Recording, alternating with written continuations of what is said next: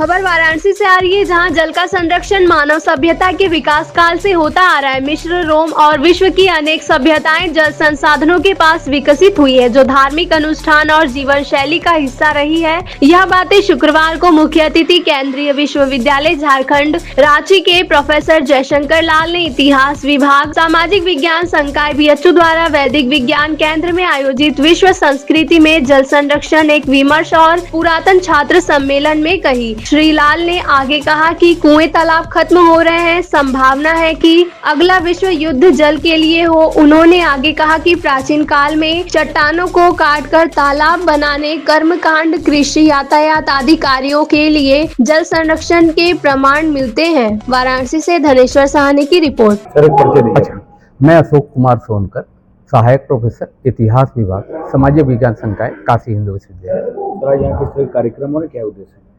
आज 2 दिवसीय राष्ट्रीय संगोष्ठी एवं पुरातन छात्र समागम का आयोजन हो रहा है, जिसमें भिन्न भिन्न विश्वविद्यालय, भिन्न भिन्न महाविद्यालय से शिक्षक और पुरातन छात्र जो इतिहास विभाग काशी हिंदू विश्वविद्यालय से पढ़े हैं वो आए हैं। और हम लोगों ने इसका जो टॉपिक रखा है, विश्व संस्कृति में जल संरक्षण एक विमर्श।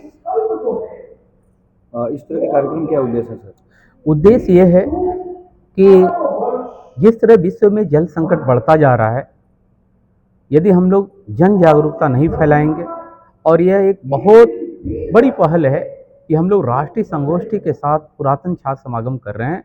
जो शिक्षक हैं उनके माध्यम से उन छात्रों में जल के प्रति एक जागरूकता, और जो प्राचीन छात्र हैं जो हमारे यहाँ के, वो भी किसी क्षेत्र में हो, चाहे वो IAS हो, चाहे PCS हो, चाहे शिक्षक हो, आम जनजीवन में हो, सभी लोग कहीं न कहीं जल को संरक्षित करें और जल स्रोत को संरक्षित करें। विशेष रूप से तालाब, कुंड, पोखरा, नदी आदि को संरक्षित करने की आवश्यकता है, और इसीलिए इसका आयोजन हो रहा है। इस कार्यक्रम की बात की जाए तो मुख्य अतिथि कौन है?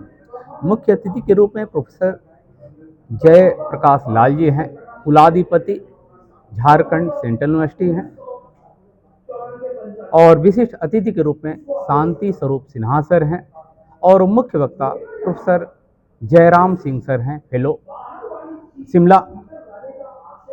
सर, हमारे चैनल के माध्यम से क्या संदेश देना चाहेंगे सर इस कार्यक्रम के? मैं यही कहूँगा कि मीडिया की बड़ी भूमिका हो सकती है। यदि इस राष्ट्रीय संगोष्ठी में जो विषय आ रहे हैं, जो बातें हो रही हैं जल संरक्षण को लेकर, बहुत सारे लोग अभियान चलाते हैं कि हम जल संरक्षित कर रहे हैं। जल कहाँ संरक्षित कर रहे हैं? हाथ में।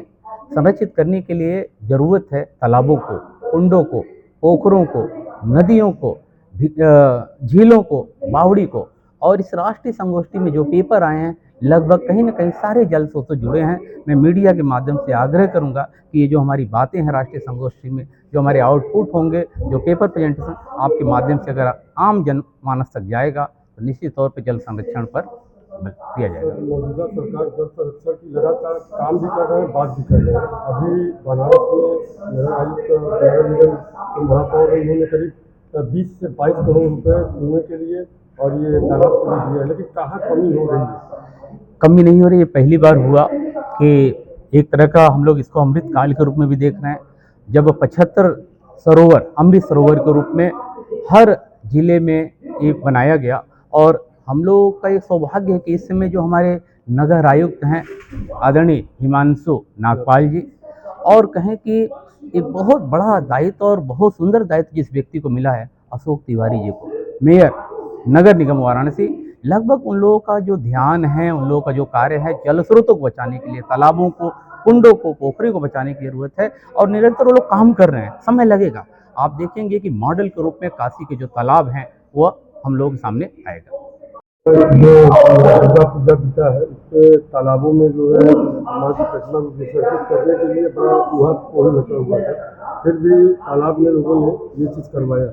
इसका क्या दूसरा विकल्प क्या हो सकता है? इसका विकल्प है सिंबॉलिक, जिसे हम लोग सांकेतिक विसर्जन कहते हैं। और मैं 15 वर्षों से बार बार अभियान चला रहा हूँ, क्या ये सांकेतिक विसर्जन किया जाए। सांकेतिक विसर्जन ये है कि प्रतिमाओं को आप तालाब किनारे लाइए, उस पर जल छिड़क कर उसको पवित्र मान लीजिए, और वह नगर निगम, आम जनमानस उस प्रतिमाओं को एक यथास्थान स्थान पर रखेगा। और इससे क्या होगा कि आपकी आस्था, भारतीय संस्कृति बची रहेगी, और हमारे तालाब, कुंड जो खासकर प्रतिमाओं के विसर्जन के कारण कहीं न कहीं प्रदूषित हो रहे हैं, वो बच जाएंगे। सकती है। एक बड़ा अभियान हम लोग सांकेतिक विसर्जन के माध्यम से भी हम लोग तालाबों को बचा सकते हैं। लोगों की आस्था का भी सम्मान हम कर सकते हैं। सर, दुर्गा पूजा समिति के जितने भी लोग हैं, जितने पदाधिकारी हैं,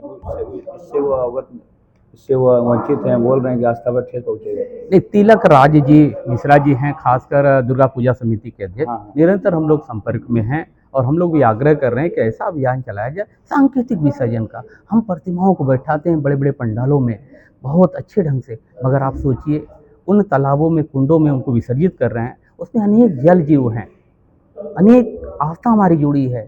चाहे वो हम लोग छठ पूजा मना रहे हों, चाहे ज्योतिया पूजा मना रहे हों, या अपने पितरों को तर्पण देने के लिए अगर कोई अच्छी स्थान है तो वो तालाब कुंड है। अगर हम उसमें प्रतिमाओं का विसर्जन करेंगे तो पानी प्रदूषित ही नहीं होगा, जल जीव भी प्रभावित होंगे और वही पानी हमें हैंडपंप के माध्यम से, समरसेबुल के माध्यम से मिलता है।